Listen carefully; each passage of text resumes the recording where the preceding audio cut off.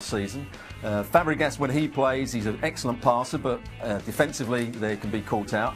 And I can just sense from Antonio Conte's comments in the press, he's not happy with the board, with the players they've brought in. He's not happy with one or two of the players. I think this could be a very difficult season for Chelsea, a very difficult start. And if they get a poor start, I think they might not even make the top four.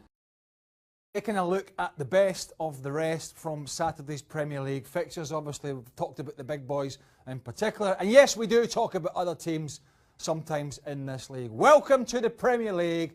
Frank de Boer comes in with a big reputation, got a fair amount of experience in terms of management. But welcome to South London and, as I say, English football. Huddersfield, who are most people's tip to go down, mine included, 3-0 at Selhurst Park. Welcome to England, a lot of work to be done there. Now, Everton 1-0, what a homecoming for Wayne Rooney.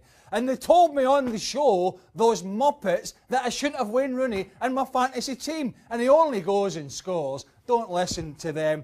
That's a great start. Stoke City started badly last year, and the fans were on Mark Hughes' back, so that has to be, he has to turn that around. I know it's the first weekend of the season. You want a boring game? You want a boring game? I'll give you Southampton, Swansea. Now, we do have a Southampton fan amongst us in this office. He's rather deluded, but he gets frustrated. Now, they had a lot of shots at goal, lots of possession, but couldn't score. That's the same old story, I have to say. Mind you, they have got some good players in attack, but couldn't finish it off for all the possession they had. Swansea, again, I've got them going down this year. I think it's going to be a difficult year for them. West Brom, Bournemouth, I know, you haven't DVR'd that game. It's never great watching West Brom. And Bournemouth, they tinkered with relegation last year. They've signed some players, they've spent some of that Premier League money, but it could be a long old season for Eddie Howe. You know, he's got experience of the Premier League now, but they'll have to get results clearly, and it is a big year for them. West Brom won't be in any trouble, they'll just dig games out. So that's the best from the rest. Great for Huddersfield, Everton and West Brom. Bit of frustration for Southampton. The other games took care of themselves, and tomorrow, two more big games for two teams that really think they have to be in the Premier League title race. Man United getting their season off to a start, and Tottenham going to Rafa Benitez's Newcastle. How's that going to pan out? We don't know, but this is how it went today. Back to business, we're talking Alvaro Morata at Chelsea. Craig, some people have already, some critics, as you can imagine, in the UK media have already labelled him as a flop, or could be the biggest flop in the Premier League. Even Morata has come out and said that, you know, they're already killing him basically in the UK media. So what's it going to be like, and how does he deal with the UK media that you know is a different monster? Well, I think there's going to be a lot more flops than Alvaro Morata, a guy who's played in the Champions League final. But with that price tag. But I think, one of the issues here is, you know, Chelsea regained that title last year. Costa was good for periods and not so for others, and there was a very patchy relationship with Antonio Conte. But I think one of the things that the media in England will look at, and listen, they're no more, you know, vociferous or aggressive than the Spanish or the Italian or the German, they're all the same, is that he's now really seen as that number one, the number one striker, and he's going to carry the can for Chelsea up there. And if Hazard's having a bad time or injured, or Pedro or Willian, or whoever it may be, or Bakayoko doesn't fit in, then they're going to look for him for the goals. Now, whilst he has been a starter for some of the clubs, he hasn't always been a regular, understandable, Juventus, Real Madrid and Spain. But he has got good game time. But now we're looking at a guy who Chelsea fans and the media are saying, OK, the big bucks has been paid for you. Lots of clubs were reportedly after you. You're now leading the line in London, in the Premier League, and here's your opportunity. And that's where the pressure comes. Do you see him getting the 20-plus goals? Would anything less than that be a failure? Because he also said that Conte is very tactical and demands the complete opposite of what any of his past coaches demanded of him. So how will he fare? Well, I think sometimes we look too much into just goals for strikers. I mean, there are strikers effectively that what we would call a penalty box striker. They don't do a lot else. I mean, Javier Hernandez, for example, the Mexican, I would have him down as just a sort of poacher, and that's how he's built a career. You know, there's other players who like to link up. Diego Costa, for example, he was more about putting himself around, maybe putting the centre-halves off, or pulling a couple of centre-backs in or defenders to allow space for others because of his aggression. So I think there's a balance act here. Obviously, if he's scoring 6 and 7 goals, that's not going to be enough. But if he doesn't get 20 to 30 goals, it's not a disaster. but I think he needs to be getting around 15 to 20 to give Chelsea an opportunity, with maybe hopefully for their point of view goals from midfield, that they're going to be able to retain the title, which I think is going to be difficult this year. All right, thanks so much, Craig Burley. So Alvaro Morata, we will have our eyes on him at Chelsea this season.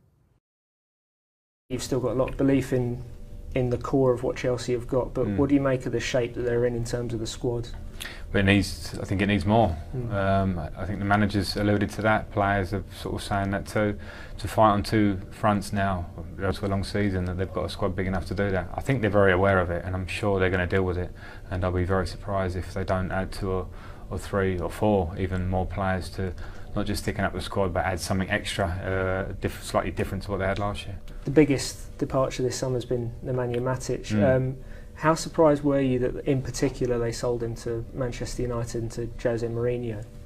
I was surprised because selling to a direct rival isn't the norm at the top end. I think Chelsea was a big deal when they sold Peter Cech to Arsenal and people, and the club seemed to mull it over for quite a while. And in the end, I think out of respect for Peter and what he'd done and the situation with Courtois, they let him go. This doesn't seem quite the same. At the same time, we don't know whether Matic wanted to leave. You know, was it his dream to go and play in Manchester United? Did he want a new challenge at 28, 29 years of age, whatever he is? So there are a lot of variables that are not easy, but from the outside, it does seem strange to let a player go to a direct rival when he is going to improve them. I think you look at Manchester United as a team, it's certainly a position they needed to strengthen, and they've gone and done it with Matic. Do you think it maybe could put more pressure on someone like Timu Bakayoko, who obviously had a fantastic season last year as part of that Monaco team, but is still only 22, coming into a new league and injured? Yeah, I mean, injury's not ideal. I mean, that'll pass. But yeah, there's pressure. But you know what? There's pressure at £30 million or thereabouts. Great season at Monaco, coming to Chelsea, in on the eye. But I think Matic played a very positionally disciplined role for Chelsea with the way that they go forward. I think that was very important. So yes, responsibility on Bakayoko to not just bring the talents that he has, and he has many, but also to have that discipline to fit into the system. Speaking of pressure, Morata obviously comes in with the biggest boots to fill. But does the fact that he came from what was maybe not a fulfilling but a very comfortable position at Madrid as the second striker, the fact that he pushed for that move out, maybe show you that he wants to embrace that pressure at a top club? Yeah, I think so. I hope so. I think being a number one striker and the main striker for a club like Chelsea, like Manchester United, like Real Madrid, like Barcelona, brings a lot to it, and that's the pressure that he probably hasn't had. I know he's at Juventus. I don't think was ever really their complete number one striker, was slightly in and out at different times. Real Madrid certainly in and out. So the main pressure for me for Morata will be to say, here I am, I'm the number one striker and I can take this all on. I think he's got all the tools to do that. I think he's got great movement. I think he's a good finisher. So he now needs to adapt to the Premier League, because he won't have had anything like it in Italy or Spain. We are the most physical league. It's a very tough league. He'll have to stand up and do that. I do think he's got the natural talent to come and score the 20+ goals that Diego Costa scored last year. Are you sad about the way things are ending with Costa? It's become very acrimonious, isn't it? I'm not sad. It's not my business. He seemed like he wanted to leave last year at times, although he was very influential in the year and played very well. And I think it's time to go. Sort of player who's a top striker, but when the position becomes so far, it's very difficult to pull it back. So I think we just have to accept it and move on. It's become so difficult to retain this league. It was competitive. It's the most competitive league in the world. I think it's becoming more competitive as we go on. I think the investment of all the top teams is changing the landscape, and not even just that, the whole quality of the league as a whole has improved. So it's harder to go and win games comfortably, and I don't think you're really going to get teams that will have that dominance of maybe a Manchester United or Liverpool of past years. But with Chelsea, I think it's a hard year to call. I've just gone for Chelsea because they had such a good set-up last year. They knew what they were doing. The manager's very driven. Manchester United, I'm not sure that they are quite at that level to win it yet. They've gone down a certain route of strength in their team, and there will be dangers definitely and potential winners. Tottenham, Arsenal, Liverpool, you can go on, and I think we come clear as it goes on, but probably Chelsea's a bit of my heart and a little bit of my head too, hopefully. How does the mentality change, you know, when you've got that belief, but equally everyone starts on zero? Well, it needs to improve, the mentality. You can't go through on the same mentality as you had towards the back end of the year before, because Chelsea, remember, were like maybe 7 points clear, 10 points clear, somewhere around that for a big part of the back end of the season. Now all of a sudden, as you say, we start scratch again and we're all together. you have to have an even stronger mentality, and I'm sure there'll be meetings in pre-season with Conte and his players, letting them know that you have to have you have to be even stronger. I think the squad needs to freshen up, which I think, as I say, has started to happen and will happen even more. And you need to push on a game because it becomes tough. Everyone wants to beat the champions, and Chelsea are going to find that out again now. It was last week when Antonio Conte said this will be the most difficult season of my career. I just wondered, because obviously well over a decade at Chelsea, played under a lot of different managers. As a player, how does it affect you when you hear a manager say that? Does that make you even more enthusiastic about hitting the ground running? Yeah, I should think so. And so I think what managers say out loud is one thing, and what they say in the dressing room is another. And I'm not saying they're completely conflicting, but I think it's a fair comment to say that out loud, because we're talking about now. The second season is more difficult than the first.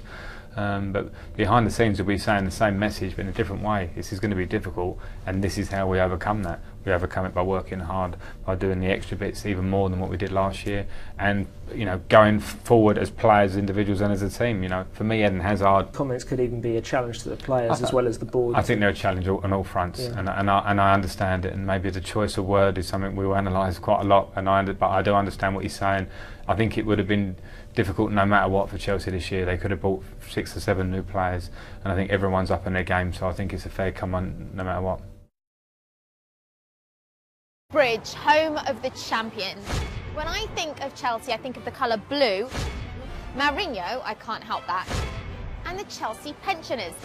So today we're going to the Royal Hospital, Chelsea, to meet the men who used to feature on Chelsea's badge. We do it for the glory, do it for the pride. Let's get it, let's rise. Do it for the glory, do it for the pride. Let's get it, let's rise. For those fans out there who don't know what a Chelsea pensioner is, Steve, can you tell me, what does it encompass? What does it mean? Well, it means that we've actually had to do some time in the army, and it's a very good retirement, excellent retirement home for ex-army personnel. Walter, tell me about the end of the 2014-15 season. Chelsea won the league under Mourinho, and you had a very special role. The Guard of Honour. Oh yes, we've set up a row where there was 7 pensioners out, 3 on one side, 4 on the other, and as they come out, the team came up and went across the pitch shaking hands, every player, Every single person's and hand. Mr. Marino as well, he came along with it. Absolutely wonderful day. You don't just meet with the locals, you meet with the players as well. Oh don't you? yes. Oh yes. I had the honour in 2014, which was 100 years after the start of the First World War. Yes. Going onto the pitch with Eden Hazard. Well, tell me about, because with the uniform, it's so visual. They know exactly who you are. What sort of a reaction do you get when you walk into the stadium? The people won't shake your hands, take your photograph, all the way through until you get to your seat. You're famous, Walter. Yeah. I was a Liverpool supporter. Ah, of course. I was a Liverpool season ticket holder. I see. And I used to travel up to Liverpool for all the home games. Yes. So when Liverpool play Chelsea at Stamford Bridge, who do you support? Believe it or not, I support Chelsea now. Fair enough, fair enough. Oh, God. I mean, the way the club have treated us, it would be...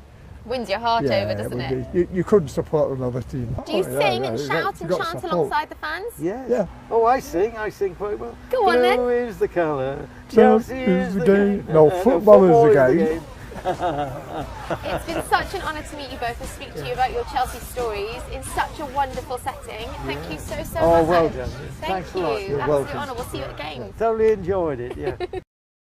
Yeah, because after this red card, I think we lost our composure and we conceded 3 goals. And I think that we have to improve a lot on this aspect because can happen a situation of this type, but we must be